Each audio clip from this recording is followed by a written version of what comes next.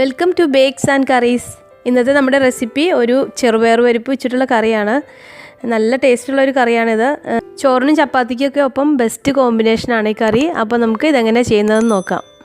പിന്നെ നമ്മുടെ channel subscribe ചെയ്യാത്തവരൊക്കെ മറക്കാതെ ഒന്ന് സബ്സ്ക്രൈബ് ചെയ്യും കൂടി ചെയ്യണേ. ഈ കറിയിലേക്ക് വേണ്ടിയിട്ട് 1 കപ്പ് ചെറുപയർ പരിപ്പ് നന്നായിട്ട് വാഷ് ചെയ്ത് ഒരല്പസമയം വെള്ളത്തിൽ കുതിർത്ത് വെച്ച ശേഷം ഡ്രെയിൻ ചെയ്തെടുത്തിട്ടുണ്ട്. ആദ്യം ഈ പരിപ്പ് നമുക്കൊന്ന് വേവിച്ചെടുക്കണം. അതിന് വേണ്ടിയിട്ട് അതിലേക്ക് ആവശ്യത്തിന് ഉപ്പ് ചേർക്കാം. 2 കപ്പ് വെള്ളം കൂടി ചേർത്ത് കൊടുത്തിട്ടുണ്ട്. ശരിക്കും നമ്മുടെ കറിക്ക് 2.5 കപ്പ് വെള്ളമാണ് വേണ്ടത്. പക്ഷേ ഇപ്പം ഞാൻ ചെറിയ കുക്കറിൽ വെച്ചതുകൊണ്ട് പിന്നെ വിസിൽ വരുമ്പോൾ പുറത്തേക്ക് ഇങ്ങനെ തെറിച്ച് വരുന്നതുകൊണ്ടാണ് 2 കപ്പ് ഇപ്പോൾ ചേർത്തത്.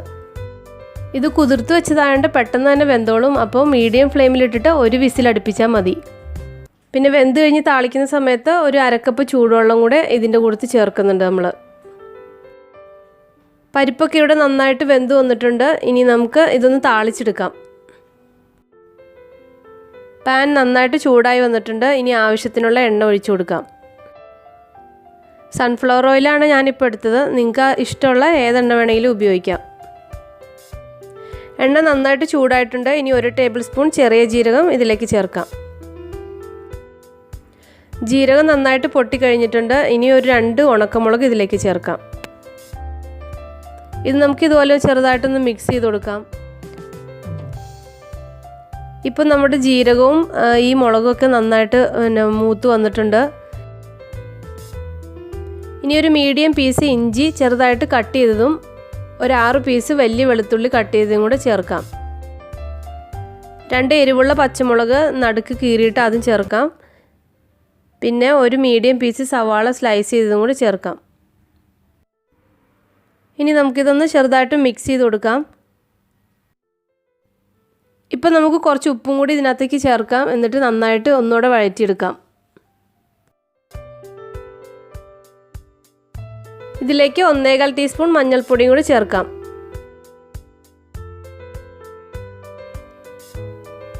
ഇപ്പോൾ നമ്മൾ ഇട്ട് കൊടുത്ത മഞ്ഞൾപ്പൊടിയൊക്കെ നന്നായിട്ട് മുരിഞ്ഞു വന്നിട്ടുണ്ട്. ഇനി വേവിച്ച് വെച്ചിട്ടുള്ള പരിപ്പ് ഒരു 1/2 കപ്പ് ചൂടുവെള്ളം കൂടി ചേർത്തിട്ട് മിക്സ് ചെയ്തിട്ട് ഇതിലേക്ക് ഒഴിച്ചു കൊടുക്കാം. ഇതിലേക്ക് ഞാൻ 1/2 കപ്പ് ചൂടുവെള്ളമാണ് എക്സ്ട്രാ ചേർത്തത്. അപ്പോൾ നിങ്ങൾക്ക് ചാറ് കൂടുതൽ വേണമെന്നുണ്ടെങ്കിൽ കുറച്ചുകൂടെ വെള്ളം കൂട്ടി ചേർത്ത് കൊടുത്താൽ മതി. ഈ സമയത്ത് ഉപ്പൊക്കെ നോക്കിയിട്ട് കുറവാണെന്നുണ്ടെങ്കിൽ കുറച്ചുകൂടെ ചേർത്ത് കൊടുത്താൽ മതി. ഇനി ഒരു മീഡിയം തക്കാളി നീളത്തിൽ അരിഞ്ഞതും കൂടി ചേർത്ത് കൊടുക്കാം. ഇനി ഈ കറി ഇവിടെ ഇരുന്ന് നന്നായിട്ടൊന്ന് തിളയ്ക്കട്ടെ. നമ്മൾ ഇട്ട് കൊടുത്ത ആ തക്കാളിയൊക്കെ ഒന്ന് ചെറുതായിട്ട് സോഫ്റ്റായിട്ട് വരണം. ഒത്തിരി വെന്തലിഞ്ഞ് പോകേണ്ട തക്കാളി, ചെറുതായിട്ടൊന്ന് സോഫ്റ്റ് ആയാൽ മതി. ഇപ്പോൾ കറി ചെറുതായിട്ട് തിളച്ച് വരാൻ തുടങ്ങിയിട്ടുണ്ട്. പിന്നെ നമ്മുടെ കറിയിലേക്കുള്ള പരിപ്പ് ഒരുപാടങ്ങ് വെന്ത് പോകരുത്. ഒരു മീഡിയം ആയിട്ടൊക്കെ വെന്താൽ മതി. ഒത്തിരി വെന്തലിഞ്ഞ് പോയി കഴിഞ്ഞാൽ കറി അത്ര ഒരു സുഖമാവില്ല. പിന്നെ ഇത് നമ്മൾ വെള്ളത്തിൽ കുതിർത്ത് വെച്ചതായതുകൊണ്ട് പെട്ടെന്ന് തന്നെ വെന്തും കിട്ടും. പിന്നെ കുക്കറിൽ അതുകൊണ്ട് 1 വിസിൽ മാത്രം അടുപ്പിച്ചാൽ മതി. ബാക്കിയുള്ളത് ഇവിടെ ഈ തിളയ്ക്കുന്ന സമയത്ത് വെന്ത് കിട്ടിക്കോളും. പിന്നെ തക്കാളിയൊക്കെ ഇതുപോലെ ചെറുതായിട്ടൊന്ന് സോഫ്റ്റ് ആയാൽ മതി. ഇപ്പോൾ കറിയൊക്കെ നന്നായിട്ട് തിളച്ചെല്ലാം പാകത്തിനായി വന്നിട്ടുണ്ട്. തക്കാളിയൊക്കെ സോഫ്റ്റ് ആയിട്ടുണ്ട്. ഇനി നമുക്ക് ഫ്ലെയിം ഓഫ് ചെയ്ത് കൊടുക്കാം. ഇനി കറിയിലേക്ക് നമ്മൾ കുറച്ച് മല്ലിയിലയും കൂടെ ചേർക്കുന്നുണ്ട്. അപ്പോൾ ആ മല്ലിയില ആണ് ഈ കറിക്ക് മെയിനായിട്ടുള്ള ഒരു ടേസ്റ്റ് മണമൊക്കെ കൊടുക്കുന്നത്. അപ്പോൾ അത് കൂട്ടിയോ കുറച്ചോ ഇഷ്ടത്തിനനുസരിച്ച് ചേർക്കാം. ചെറുതായിട്ട് അരിഞ്ഞ് 2 ടേബിൾ സ്പൂൺ മല്ലിയിലയാണ് ഞാൻ ചേർത്തത്. ഈ കറി നമ്മൾ ചപ്പാത്തിയുടെ കൂടത്തും അതുപോലെ ബാസ്മതി റൈസ് പിന്നെ ജീര റൈസൊക്കെ ഉണ്ടാക്കിയിട്ട് അതിൻ്റെ കൂടത്തൊക്കെ കഴിക്കാൻ നല്ല കോമ്പിനേഷനാണ്.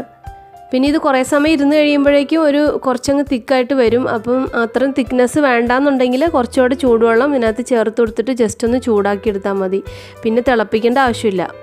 ഈ മല്ലിയിലയും കൂടെ ചേർത്ത് കഴിഞ്ഞപ്പം കറിക്ക് നല്ലൊരു മണമൊക്കെ വരുന്നുണ്ട്. ഈ സമയത്ത് വേണമെന്നുണ്ടെങ്കിൽ 2 ടീസ്പൂൺ നെയ്യും കൂടി ചേർത്ത് കൊടുത്താൽ നല്ലൊരു ഫ്ലേവറായിരിക്കും. ഇത് ഓപ്ഷണലാണ്. ഇഷ്ടമുള്ളവർ മാത്രം ചേർത്താൽ മതിയേ. ഞാൻ ചേർത്തിട്ടുണ്ടായിരുന്നു, പക്ഷേ വീഡിയോ എടുക്കാൻ വിട്ടുപോയി. ഇതൊരു 5 മിനിറ്റ് നമുക്കൊന്ന് മൂടി വയ്ക്കാം. അപ്പോൾ നമ്മുടെ കറി ഇവിടെ റെഡി ആയിട്ടുണ്ട്. അപ്പോൾ നിങ്ങളെല്ലാവരും നമ്മുടെ പരിപ്പ് കറി മറക്കാതെ ട്രൈ ചെയ്ത് നോക്കുമല്ലോ അല്ലേ? പിന്നെ നിങ്ങൾ ഉണ്ടാക്കി നോക്കിയിട്ട് അഭിപ്രായങ്ങളൊക്കെ കമൻറ്റ് ബോക്സിൽ അറിയിക്കണേ. അതുപോലെ ഇഷ്ടപ്പെട്ടിട്ടുണ്ടെങ്കിൽ ലൈക്ക് ചെയ്യാനും ഷെയർ ചെയ്യാനൊന്നും മറക്കല്ലേ കേട്ടോ. അപ്പോൾ ഇപ്പോൾ ഞാൻ പോവുകയാണ്. ഇനി അടുത്ത ദിവസം നമുക്ക് നല്ലൊരു റെസിപ്പി ആയിട്ട് വീണ്ടും കാണാം. താങ്ക്